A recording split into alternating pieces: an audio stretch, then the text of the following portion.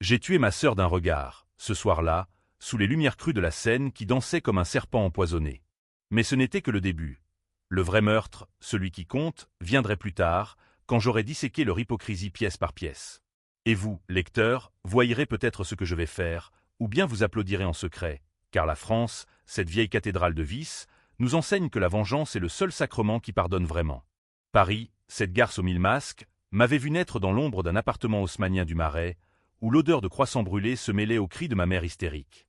J'étais Claire, l'aînée oubliée, celle qui trimait dans les coulisses des théâtres de la Comédie-Française pendant que Sophie, ma cadette de 3 ans, escaladait les marches gluantes de la gloire. À 25 ans, elle était déjà l'icône du cinéma français, blonde, éthérée, avec ce sourire qui faisait fondre les critiques du Figaro comme du camembert trop fait. Moi, j'étais la script girl invisible, celle qui corrigeait les dialogues ratés, qui rampait pour un cachet misérable pendant qu'elle paradait au Festival de Cannes, bras dessus bras dessous avec des réalisateurs bedonnants. Le hook de notre ruine familiale s'est planté comme un poignard dans le foie, le soir où Sophie a découvert son talent. C'était un dîner banal, dans notre cuisine étroite, avec papa, ce notaire raté de Belleville, et maman, l'ex-prof de lettres qui rêvait d'un Nobel pour ses filles. Sophie avait auditionné pour un rôle mineur dans un film de Luc Besson. Et si je te disais que j'ai été parfaite? Avait-elle lancé, les yeux pétillants comme le champagne qu'elle ne buvait pas encore légalement. Papa avait ri, maman avait applaudi. Moi, j'avais servi les escargots, silencieuse, sentant déjà le poison suinter. Mais le vrai choc, celui qui m'a fait vomir dans l'évier ce soir-là, fut quand Sophie a avoué, non, pas avoué, proclamé qu'elle avait volé mon scénario. Oui, ce petit bijou que j'avais pondu en secret, une histoire de trahison sororale inspirée de notre enfance, que j'avais laissé traîner sur la table basse. C'est mieux comme ça, Clairette. Toi, tu es faite pour les ombres. Moi, pour la lumière. Les mots étaient sortis de sa bouche rose comme un bonbon empoisonné, et papa avait hoché la tête. Elle a raison, ma chérie. Laisse-la briller. Maman, elle avait détourné les yeux, murmurant quelque chose sur la priorité familiale. J'ai quitté la table sans un mot, le cœur cognant comme un tambour de la Bastille. Dehors, la pluie de Paris fouettait les pavés, et j'ai marché jusqu'au Pont-Neuf, imaginant Sophie engloutie par la Seine, son corps gonflé flottant comme un vieux scénario raté. Ce fut ma première vengeance fantasmée, la pousser du haut du pont, un soir de gala, et regarder les flashs des paparazzis illuminer sa chute. Mais non, Claire, me disais-je, tu n'es pas une meurtrière. Pas encore. Les mois suivants furent un lent empoisonnement. Sophie explosa. Premier rôle dans l'ombre de la Tour Eiffel, un thriller qui rafla le César du meilleur scénario, mon scénario, pillé mot pour mot, avec juste un twist hollywoodien pour la rendre moderne. Les journaux titraient « Sophie Laurent, la nouvelle muse de la France ». Et nous, la famille, papa acheta un appartement à Neuilly avec les royalties, maman organisa des dîners avec des agents hollywoodiens. Moi, j'étais viré de la Comédie-Française pour manque d'ambition créative, selon le directeur, un ami de Sophie, bien sûr. La trahison s'approfondit comme une crevasse dans les Alpes. Un soir, ivre de vin de Bordeaux volé dans la cave paternelle, j'ai confronté maman dans sa chambre aux rideaux de velours fané. Pourquoi? Pourquoi la laissez-vous me voler? Elle m'a regardé, ses yeux bleus, les miens, en plus doux, et a soupiré. Claire, ma grande, Sophie est notre billet pour la lumière. Toi. Toi, tu es solide. Tu survivras. Solide. Le mot m'a giflé plus fort qu'un amant jaloux. Solide comme un cheval de trait, comme la bonne à tout faire de la famille Laurent.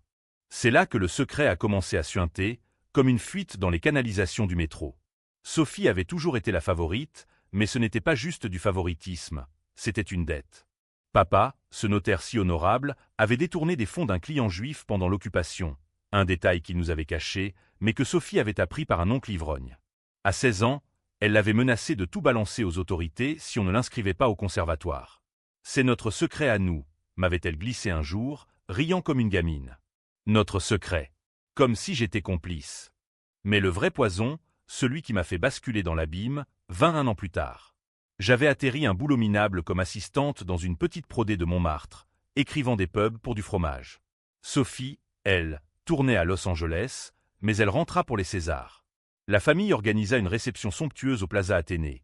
Caviar, champagne Dom Pérignon, et moi, invité comme une parente pauvre, reléguée à la table des « amis obscurs ». Ce soir-là, sous les lustres en cristal qui pleuraient leur lumière sur la salle, Sophie m'a prise à part dans les toilettes dorées. « Claire, j'ai besoin de ton aide. Un petit service de sœur. » Son ton était mielleux, comme le sirop de grenadine de notre enfance. Elle sortit une pochette de sa pochette Chanel, des pilules, blanches et innocentes. C'est pour un rôle. Je dois mincir, mais ces trucs. Ils me rendent folle. Cache-les pour moi, au cas où les flics fouillent ma valise à l'aéroport. J'ai ri, un rire amer qui résonna comme un éclat de verre. Pourquoi moi? Engage un larbin.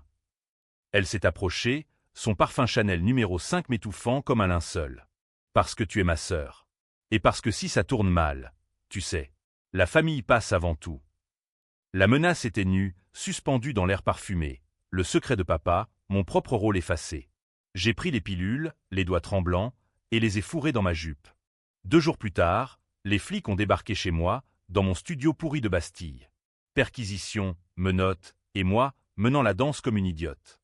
Les amphétamines, illégales, en quantité industrielle, étaient là, dans mon tiroir à chaussettes. Sophie?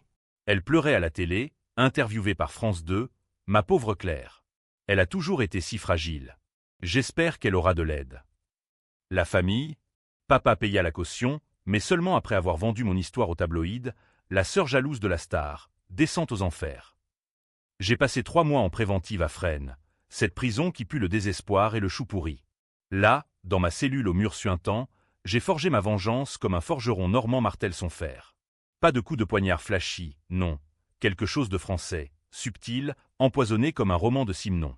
J'allais les faire payer en les forçant à me supplier, à ramper dans leur propre boue. À ma sortie, j'étais un fantôme, cheveux coupés courts, yeux creux comme les catacombes. La famille m'avait soutenu de loin. Des colis de livres, Balzac, pour m'améliorer, disait maman, et des appels larmoyants de Sophie depuis Hollywood. Reviens, Claire. On t'aime. L'amour. Ce mot me faisait gerber plus que la tambouille de la cantine. Mais le twist familial, ce secret chonju comme un cadavre sous les pavés de la Révolution, m'attendait au bout du fil, 1 mois après ma libération. Papa, la voix chevrotante. Claire, ma fille. Sophie est en danger. Elle a fait une bêtise. Une grosse. Et toi, tu es la seule qui peut nous sauver. Une bêtise. J'ai ri dans le combiné, un rire qui a traversé les lignes comme un vent d'autant. La seule qui peut nous sauver. Moi, l'abandonner, la gant de cuir pour leur sale coup. Sophie avait tué. Pas un accident de voiture glamour, non, un meurtre froid, calculé. Un producteur, un porc libidineux qui l'avait forcé à coucher pour un rôle dans un remake de La Vérité de Clouzot. Elle l'avait empoisonné au dîner, avec du cyanure subtilisé dans un labo de tournage, ironie du sort, pour un film sur la trahison. Le corps retrouvé dans sa suite du Georges V, et les preuves, pointant droit vers elle, maille menaçant, son ADN sur le verre. Mais Sophie, ma sœur matoise, avait tout prévu. Elle avait confié des preuves à un complice, un flacon vide, des notes manuscrites, cachées dans mon ancien appartement, que la famille avait conservé pour les souvenirs. Et maintenant, les flics fouillaient, sentant l'odeur de la famille. Claire, tu dois testemunhar. Dire que c'était toi, la jalouse, qui l'a fait pour venger ton vol de scénario. Papa suppliait, la voix brisée comme un vinyle rayé. Gánh tội thay. Encore. Mais cette fois, je sentis le pivot, le moment où la roue tourne comme dans une pièce de Racine. Accepter et passer le reste de ma vie en tôle, pendant que Sophie brillerait. Ou refuser et regarder la famille s'effondrer, exposant le secret de papa, la pilule, tout. Je raccrochais, le cœur battant au rythme des cloches de Notre-Dame. La vengeance ne serait pas un meurtre, ce serait un théâtre. J'allais jouer le rôle de ma vie, la sœur revenue des enfers, non pour sauver, mais pour incendier. Les rues du Marais, ces veines sombres de Paris, me semblaient plus étroites à mon retour, comme si la ville elle-même se resserrait pour m'étouffer. J'avais loué une chambre de bonne sous les toits, avec vue sur les cheminées noircies et les pigeons qui se disputaient des miettes de baguettes. Pas d'argent pour plus. Mes économies de Fresnes s'étaient évaporées en avocats véreux. Mais j'avais du temps et du venin, 2 ingrédients parfaits pour une sauce béarnaise de revanche. Le premier acte fut subtil, à la française, une lettre anonyme à Le Monde. Pas signée, bien sûr, mais assez pointue pour piquer. Derrière le sourire de Sophie Laurent, un scénario volé et une famille en ruine. J'y décrivais le pillage de mon texte, avec des extraits, ceux que j'avais gardés, photocopiés en secret avant qu'elle ne les réécrive. Pas de nom, juste des insinuations. Une sœur dans l'ombre, une autre sous les projecteurs. Qui paie le prix de la gloire? La presse mordit comme un caniche affamé. Le lendemain, les titres fleurirent. Télérama spéculait sur un scandale sororal. Voici déterré des photos d'enfance où je portais les mêmes robes que Sophie, mais en plus usées. La famille paniqua. Maman m'appela, la voix chevrotante comme un violon désaccordé. « Claire, c'est toi ? Arrête, ma chérie. Pense à ton père. » Ton père, qui avait vendu notre maison familiale à Versailles pour financer les caprices de la petite star. Je répondis d'une voix douce, mielleuse. « Maman, je ne sais pas de quoi tu parles. Mais si Sophie est innocente, pourquoi a-t-elle peur ?» Silence. Puis des sanglots, et le clic du téléphone. Delicious. Sophie rentra d'urgence de Tella, atterrissant à Orly sous un ciel de plomb, escortée par des avocats en costard gris. Elle me contacta via un intermédiaire, un cousin éloigné, un rat d'égout de la famille, pour un rendez-vous de sœurs au café de Flore. Ironie, le même endroit où papa nous emmenait petite, pour nous gaver de chocolat chaud et de promesses vides. Elle arriva en tailleur noir, lunettes de soleil oversize masquant ses yeux rougis. « Claire, s'il te plaît, assieds-toi. » Je m'installai en face, commandant un café noir, sans sucre, amer, comme ma vie. « Qu'est-ce que tu veux, Sophie ? Mon âme sur un plateau. » Elle ôta ses lunettes, et là, pour la première fois, je vis la fêlure. Pas la star, mais la gamine qui avait pleuré quand maman préférait mes bulletins scolaires. J'ai merdé, ok ? Le producteur. Il m'a forcé. J'ai paniqué. Les mots sortirent en cascade, entrecoupés de larmes qui noyaient son mascara. Elle avoua tout, le cyanure, volé lors d'un tournage d'espionnage, le dîner romantique qui avait tourné au cauchemar, le corps raidi sur le lit king size. Et maintenant, les flics ont le flacon. Dans ton appart. Papa dit que c'est la preuve irréfutable. Elle tendit la main par-dessus la table, ses ongles manucurés effleurant les miens. Aide-moi, Claire. Dis que c'était un coup monté, ou prends la chute. Pour la famille. La chute. Gánh tội thay. Encore. Je retirai ma main lentement, sentant la bile monter. Tu sais, Sophie, en prison, j'ai lu Les Liaisons dangereuses. Valmont ne supplie jamais. Il manipule. Toy, 2 supplies. Pathétique. Elle blêmit, et je vis le lacet se resserrer. Elle l'avait fait exprès, le flacon dans mon appart, pour me forcer la main. Ma toise, ma sœur. Mais pas assez. Je quittai le café sans un mot de plus, laissant l'addition sur la table, son addition. Dehors, la pluie recommença, lavant les traces de son parfum. Mon prochain coup, fouiller le passé. J'embarquai un détective privé, un ex-flic à la retraite nommé Duval, qui puait le gauloise et le regret. 50 € l'heure, payé en menu monnaie. Trouve-moi tout sur le producteur. Et sur papa. Surtout sur papa. Duval creusa comme un taupier enragé. 2 semaines plus tard, un dossier graisseux atterrit sur ma paillasse. Le producteur, un certain Henri Duval, non, coïncidence fatale, était un prédateur connu, avec des plaintes étouffées par l'industrie. Mais le vrai joyau, le lien avec papa. Pendant l'occupation, papa n'avait pas juste détourné des fonds. Il avait dénoncé le client juif à la Gestapo pour une part du magot. Le client, le grand-père d'Henri Duval. Sophie l'avait su via un journal intime trouvé dans le grenier, et l'avait utilisé pour faire chanter papa. Protège-moi, ou je balance tout. Les secrets chôn giấu. Notre famille n'était pas juste dysfonctionnelle. Elle était bâtie sur un ossuaire.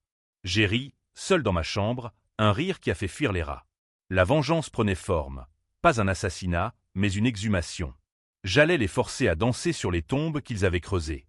Mais Sophie contre-attaqua, matoise comme un renard de Versailles. Un matin, des flics débarquèrent à nouveau. Plainte pour diffamation. Mon article anonyme, traçable via un IP foireux que j'avais laissé, non, qu'elle avait fait tracer par ses hackers d'Hollywood. Mademoiselle Laurent, vous êtes accusée d'avoir sali l'honneur d'une célébrité. L'officier, un moustachu bedonnant, me menotta devant mes voisins curieux.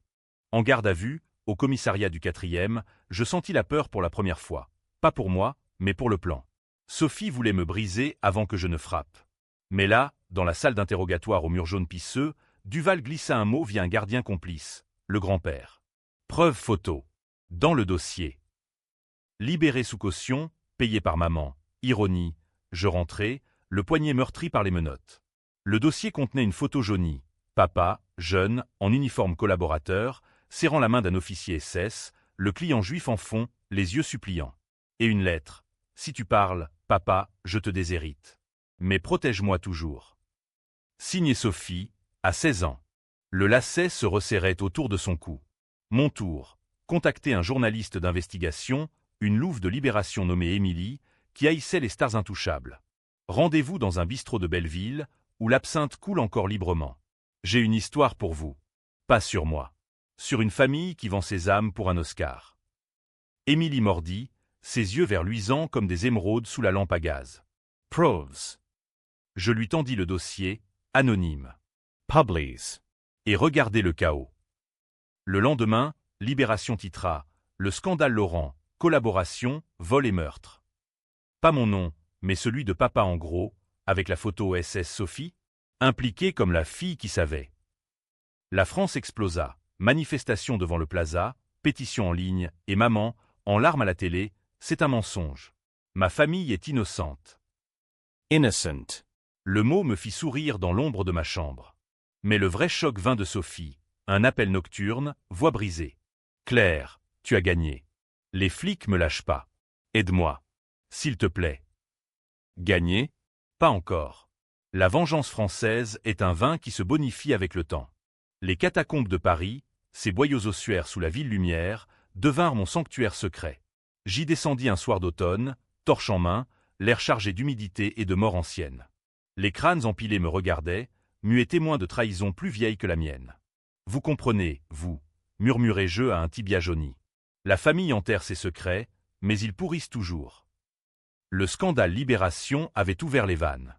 Papa, arrêté pour crime contre l'humanité, prescription ou pas, la France adore déterrer ses fantômes, fut traîné menotté devant les caméras de BFM. Son visage, ce masque de notaire respectable, craquelait comme un vieux plâtre. Maman, en asile de fous à Sainte-Anne, babillant sur les ombres de 42. Et Sophie, assignée à résidence dans sa villa de Saint-Tropez, mais les paparazzis la hantaient comme des mouches sur un cadavre. Moi, invisible, encore. Mais pas pour longtemps. Émilie, la journaliste, me pista, un mail crypté. Rencontrons-nous. J'ai des questions sur la source. Point. Je la retrouvai dans un bar à absinthe du quartier latin, où l'air vert grisait les esprits. C'est toi, hein? La sœur abandonnée. Ses yeux perçaient comme des scalpels. Je souris, sirotant mon verre trouble. Et si c'était?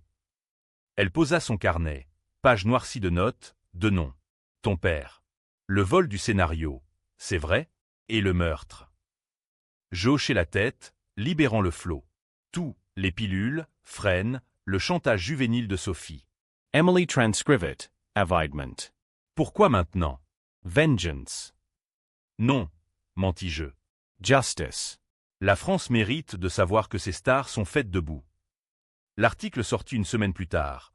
Claire Laurent brise le silence. Ma sœur, voleuse et meurtrière. Mon nom en une, photo d'enfance retouchée. Moi, l'air solennel à côté de Sophie radieuse. La nation se divisa. Justice pour Claire sur Twitter, mais aussi Sophie innocente, avec des fans hystériques clamant « complot familial ». Guy Trankey, comme je l'avais voulu. Les talk-shows de France Inter débattaient. La vengeance sororale est-elle un crime ou une catharsis? Sophie riposta, l'atout matois dans sa manche. Une conférence de presse à Cannes, hors saison, mais médiatisée, où elle pleura, mascara ruisselant, Claire m'a toujours haï. Elle a fabriqué tout ça pour se venger de mon succès. Regardez les preuves. C'est elle qui a empoisonné le producteur, jalouse de mon rôle. Proves. D'aimer forger, soi-disant de moi à un complice, fais-le pour moi, je paie. Forné, bien sûr, par ses avocats californiens. Les flics revinrent, cette fois avec un mandat d'arrêt. Meurtre avec préméditation, mademoiselle. Je fus embarqué au quai des Orfèvres, cette forteresse art déco où Maigret hantait encore les couloirs. Interrogatoire, 8 heures sous les néons blafards, café froid et flic sceptique. « Pourquoi elle, votre sœur ?» demanda le capitaine, un barbu à l'accent marseillais. Je ris, parce qu'elle est parfaite. Et la perfection mérite un miroir brisé. Mais le vrai basculement vint en cellule, un visiteur surprise. Papa, libéré sous caution, vieilli de 10 ans, cheveux blancs comme neige sur les Alpes. Claire. Pourquoi? Tu nous détruis tous. Ses yeux, injectés de sang, suppliaient. Je le fixai à travers la vitre. Tu m'as appris la loyauté, papa. En dénonçant un innocent pour de l'argent. À ton tour d'apprendre. Il s'effondra, murmurant le secret ultime. Sophie. Elle n'est pas ta sœur. Pas de sang. Adoptée, après la guerre. Pour remplacer, celle que j'ai perdue en dénonçant. Twist dans le twist. J'avais Gan Titaï pour une étrangère, une usurpatrice plantée dans notre jardin pourri. Libérée, preuve forgée trop évidente. Je sortis dans la nuit parisienne, l'âme en lambeaux. Était-ce assez? Non. La haute trautr tu attendais, et elle serait un opéra sanglant. Le bal des hypocrites. C'est ainsi que je baptisais la réception des Césars, où Sophie, malgré le scandale, fut nominée pour meilleure actrice dans un film posthume du producteur mort. Ironie cruelle, le rôle d'une femme trahie. Paris bruissait de rumeurs. La presse, divisée, vendait du rêve empoisonné. Moi, j'achetais une robe vintage chez une fripouille de Pigalle, velours noir, décolleté osé, comme une veuve vénéneuse de film noir. J'entrais incognito, billet volé à un journaliste ivre. La salle Playel scintillait, smokings amidonnés, robe de Dior, et Sophie au centre, diamants au cou comme des menottes de luxe. Elle rit aux blagues de Depardieu, posa pour les flashs, mais ses yeux balayaient la foule. Cherchant qui? Moi, peut-être. Le capitaine marseillais m'avait prévenu, on surveille. Si tu bouges un cil, c'est la tôle. Mais je ne bougerai pas, je danserai. Au bar, je glissai un mot à Émilie. Attends mon signal. Puis, approchant Sophie sous prétexte de félicitations sororales, je murmurai « Belle robe !» du sang du producteur pour l'atteindre. Elle pivota, pâle comme un marbre de Rodin. Toi, ici, Pars, Claire. où je crie au scandale. Son souffle était court, son sourire figé pour les caméras. Je souris en retour, crie, et vois qui il croit, la victime ou la gorgone. Le signal, un serveur, Duval, déguisé, versa du champagne dans son verre. Pas empoisonné, juste un laxatif violent pour la ridiculiser. Mais Sophie, matoise, refusa, je bois que de l'eau, maintenant. Elle lorgna le verre, suspicieuse. Plan B, le discours. Sur scène, elle monta, trophée en main, elle gagna, acclamation forcée. Micro en main, ce prix est pour ma famille. Malgré les ombres. Elle hésita, yeux sur moi dans la foule. Je hochai la tête, imperceptible. Malgré les mensonges de ma sœur, qui m'a volé mon innocence. Mensonges? Le public murmura. Émilie se leva. Mademoiselle Laurent, parlez-vous de votre adoption? De comment votre père vous a acheté pour effacer ses crimes? Silence de mort. Sophie bafouilla. Quoi? C'est faux. Mais le mal était fait, les caméras au Homer, capturant sa panique. Chaos, huées, applaudissements, le public chiapait hacheux, comme je l'avais rêvé. Certains criaient « meurtrière », d'autres « libérez Sophie ». Des bagarres éclatèrent dans les allées, champagne renversé comme du sang. Sophie fuit la scène, me croisant dans les coulisses. Salope, tu as tout ruiné. Elle leva la main, gifla, mais je la saisis, la plaquant au mur. Non, petite sœur. Adoptée ou pas, tu as volé ma vie. Maintenant, rends-la. Elle cracha, papa t'a menti. Je suis ta sœur. De sang. La vraie, née d'une liaison pendant la guerre. Adoptée pour cacher le déshonneur. Nouveau twist, le secret Chonjus inversait. J'étais l'illégitime, le bâtard de la trahison. Sous le choc, je la lâchai. Elle s'enfuit, mais pas avant d'appeler les flics. Claire m'agresse. Menotte, encore. Mais cette fois, au poste, le capitaine rit. On a son ADN sur le verre du producteur. Forgé ou pas, ça colle. Et votre témoignage? Solide. Libre, hierentrai, brisse. La vengeance m'avait mangé vivante. Était-ce la fin? Non. Le climax m'attendait, dans les ruines de la famille. L'aube sur la Seine, ce matin de printemps pluvieux, transforma Paris en un tableau impressionniste noyé. Reflet flou des ponts, brume qui avale les secrets. J'attendais Sophie sur le pont des Arts, cadenas d'amour rouillé à mes pieds. Ironie, pour nous qui n'avions jamais aimé. Elle arriva, manteau Burberry trempé, yeux gonflés comme après une nuit de tournage infernal. Claire. Finisseren. Sa voix était un fil tendu, prêt à rompre. Les flics l'avaient interrogée. Le ADN collait, mais elle jurait. C'était un accident. Il m'a agressé, j'ai versé le poison par erreur. Mensonge, bien sûr. Mais le public, divisé, pétitionnait pour un procès. Vérité pour Sophie contre justice pour Claire. Je la fixai, le vent fouettant mes cheveux. Pourquoi, Sophie? Le vol, les pilules, le meurtre. Pourquoi? Elle rit, Un son brisé comme du verre de Murano. Pour vivre. Toi, tu rampais. Moi, je volais. Et papa? Il nous a toutes les deux vendues. Toi à l'oubli, moi à la gloire sale. Le twist final, celui qui causa les débats enflammés sur les forums français. Je sortis une enveloppe, jaunie par le temps.